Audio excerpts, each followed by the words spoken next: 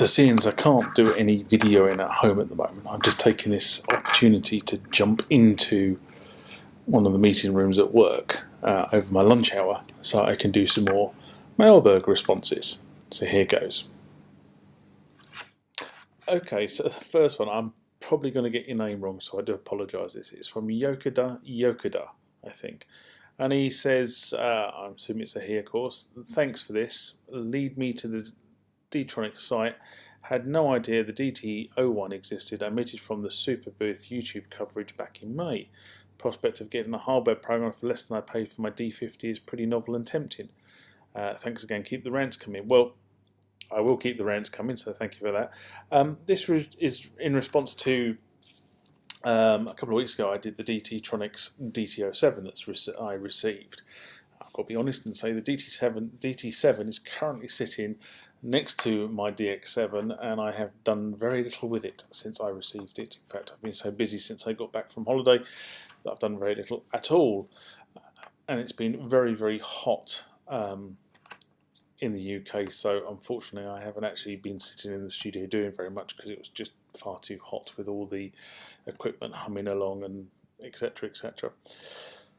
Anyway, the interesting thing about this company, Dtronics, is they've been around for years and years and years, and they've made programmers for pretty much most of the Roland equipment, most of the sort of serious Roland equipment. There was a programmer for the Juno 60, the MKS ranges. All of them had programmers of one description or other that DT made. So Roland made a programmer, they called their programmers the PG, and Dtronics came along and they effectively cloned those programmers and called them the DTs. So quite often you'll see on eBay a programmer for a synthesizer with a DT logo on it, and that's where they come from. They seem actually quite I mean, I've been quite impressed with the little usage I've had of the DT7, if I'm honest. So we shall see what happens. I do intend to get more involved in the DT7 shortly. I'm just waiting for the weather to not be as hot, because it is really hot in the studio at the moment. Okay, I have to admit this one made me chuckle. It really did make me chuckle. From James, the problem with potentially great videos, the ones that are half-arsed. You don't show how to get into the guts. There will be a bunch of screws beneath which obviously one or more needs to be removed in order to open the top. Why wouldn't you show which ones as well? Your potentially great video is therefore half-arsed. So I make half-arsed videos. Brilliant. Okay, James. In order to respond to this, I refer you to the whole slew of videos I made last year on the T1. And one of those is a video about how to get into the T1, because it stumped me. I had the technical documentation and it showed the wrong screws. So I did a video and I showed you which screws to remove. So I didn't really think I needed to do it all over again when I was showing you how to actually change the battery, because I start with the keyboard already open.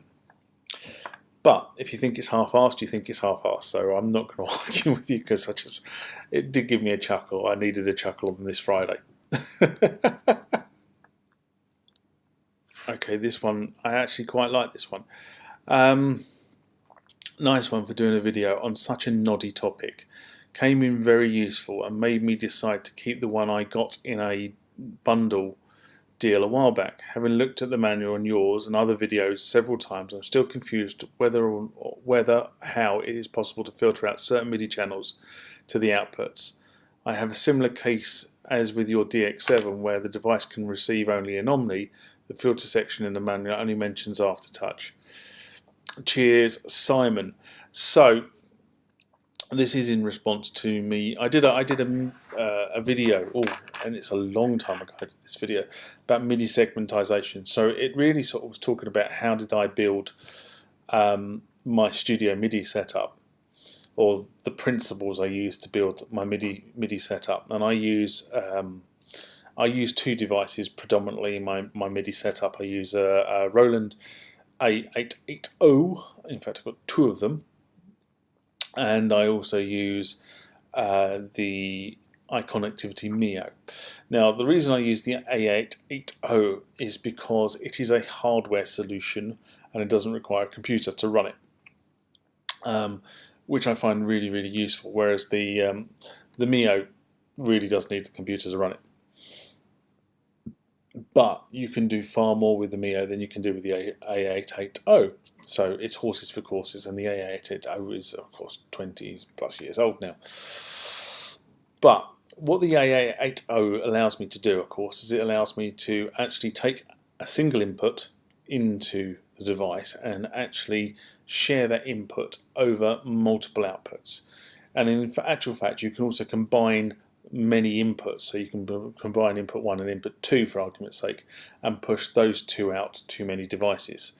And it's effectively an 8 in, 8 out, although very rarely use 8 in and 8 out, but it allows you to effectively route the MIDI signals. Now, what it's really good for is if you have a keyboard and a sequencer, and you want both playing the same device on the other side. So you can actually merge those two MIDI signals together and actually push that one MIDI signal out to the device that you want to control. Now, you might on the sequencer on the keyboard limit it to a channel. So you might say the keyboard is playing on channel 1, whereas the sequencer might be playing 2, 4, 6, 10 for argument's sake. And the device on the other side is listening on 1, 2, 4, 6, 10 with different instruments associated with that. So you can do it that way. But the actual A880 does not allow you to say, okay, I want to route channel 1 on input 1 to output 2, channel 2. Or even funkier than that, I want it to route to output 2, but channel 2 rather than channel 1, which is how it came in. So you can't do that on the A880, but you can do it on the Mio. The Mio will allow you to route from channel 1 on an input to channel, So it will allow you to input 1, channel 1 to output 2, channel 2. So that is allowable, but again, for that to work, you really do need the computer in the mix for that to work. But it's really interesting that somebody has actually picked up, because I mean, my MIDI segmentation video is hardly the most enthralling subject. But for those of you who are using legacy equipment, understanding how to set your MIDI up is really, really so important, because it causes all kinds of problems when you try to record or you're trying to sequence later on down the line. So if you haven't watched the MIDI segmentation video, go and watch it. You might learn something, and again, you might not. It's entirely up to you. Okay, the next one comes from Donald. Hello, mate. I've had my M1 from the first and only changed the battery a few weeks back. I tried to reload it a few times now and it still won't have it. Has the poor old beastie had its last chops? Any ideas? Don. Well, I would say that if it's been working fine up until you change the battery, no, the beastie is not on its last legs. I suspect that there is an incompatibility somewhere in how you're trying to reload the original factory sounds or whatever sounds you're trying to load onto it.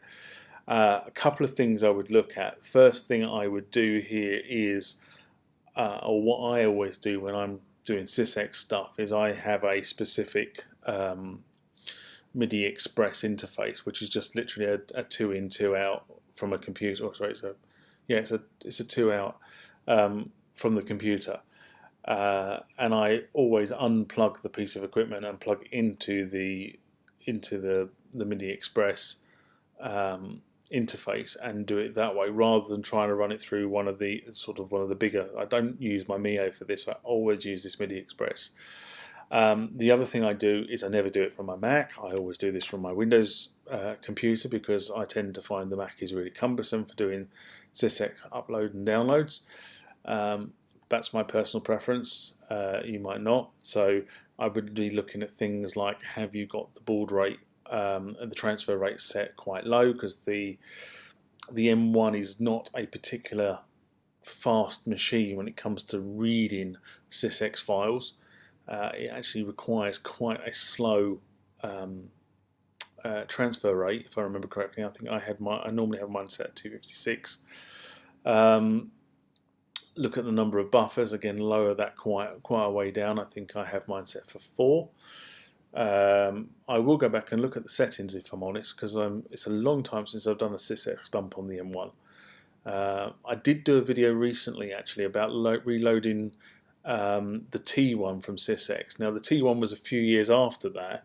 It might be worthwhile you going and having a look at the T1 video, because in essence the T1 is an M1 in terms of its logic, although it has a lot more memory on board, which allows the T1 to operate in a slightly different way.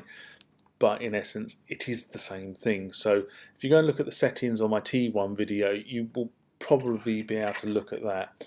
The other thing to look at is the MIDI cable good? I've seen things happen where one of the pins is not connecting properly, so that could be causing you a problem. And also the final bit, I suppose, is on the M1. Have you got the M1? Have you got things like the protection set, the memory protection off, and the ability to upload new sysx's to the memory? I know it sounds sort of a bit of a waffly thing what I'm saying here, but these are all the things where I would go and check. But honestly, go and have a look at my T1 video that I did about a year ago, where I went through how to reload from sysx using a computer, and it is my Windows computer I'm using, it's not a Mac, using MIDI-OX. So try that. If it doesn't work, ping me back. I might be able to shed some more light if you tell me some more bits. And the final one for today, because my lunch hour is just about to expire, I need to go back and do some proper work that pays the proper bills. This was in connection to my rant actually last weekend, which is where I was talking about the fact that I have finally cracked how to back up my library of T1 discs and my library of other discs from other platforms into image files that I can now store away on my hard drive storage system. And Robert comes back and says, have you seen the now banned off USB floppy disk drive emulators? I've got one for my Akai S1000, so I can transfer all the samples from floppy disks onto the USB stick. Now, that sort of is where I'm going next, I think, with my T1 library, is now that I know I can read the T1 discs, it's possible that I may now put a Nalbalto or another USB floppy drive emulator into the machine itself, and then transfer everything to a USB key, because I can see the benefits of doing that. I really can see the benefits of doing that. But for me, it was more importantly was how do I back the things up in the first place. Now, my concern with everything I've seen with the floppy disk emulators is it allows you to take a copy of the disk and move it onto the USB stick, and I stand to be corrected because I do not have one, but it doesn't allow you to take an image of the original disk for safekeeping. And that is what I've been trying to do. I've been trying to take an image of the original disk, so I can then take a copy of the original disk, which is what I will use with the T1 in the studio, and put the original disks away in storage. So hopefully that I can protect them for the future. So that's really what I'm after. Yeah, and again, going back, I can see the advantage of using something like this. It was just I needed to be able to understand or recreate the transfer mechanism for myself. The other thing I found with the floppy disk emulators, which is they're all well and good, but there are some limitations, some hardware issues that you do have to overcome.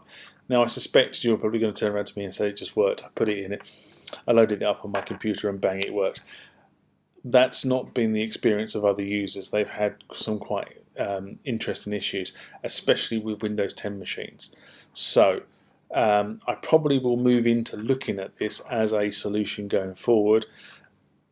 But at the moment, the goal here was to be able to back up my T1 floppy disk library, and I've got a U20, not a U20, D20, several discs for the D20 that need to be backed up as well, and also my sample library for my S750. Anyway, until next time, I shall leave you on this very, very hot day in a local town in the south of England. Catch you later. Bye. So this is the point in the video where I turn around to you, my viewer, and say, if you enjoyed the content of this video, please give it a thumbs up. The way the Google and YouTube analytic engines work is that the more likes you get against a video, the more it gets promoted by YouTube and Google, and therefore more people with the similar interests to what you have and I have get to see this content. This channel is driven by my love of music technology. That's what it's called, the Music Tech Guy thought. If you've got queries, want to ask questions about themes or issues I raise on this channel, please, please, please do. Put your comments into the comment section below the video, and I will try to address whatever issue it is you've raised or whatever question you've raised. If it's something to do with me making future videos in terms of how to do something on a particular piece of equipment I possess, please feel free to say that as well. I can't promise to make videos on all the requests I get, but I do have a jolly good go at making most of them. Around about here is the subscribe button. Again, to do with the YouTube and Google analytic process, the more subscribers the channel gets, the more the channel gets promoted, and the more people get to see the content that you have obviously just watched. If you want to see my latest video, it will be in one of these two boxes on this side of the screen. Also, there is a second box there, and that video will be chosen for you by YouTube based on your YouTube preferences. I look forward to the next time that we interact, and I do mean interact because I always enjoy reading your comments back to me. But for now, bye-bye.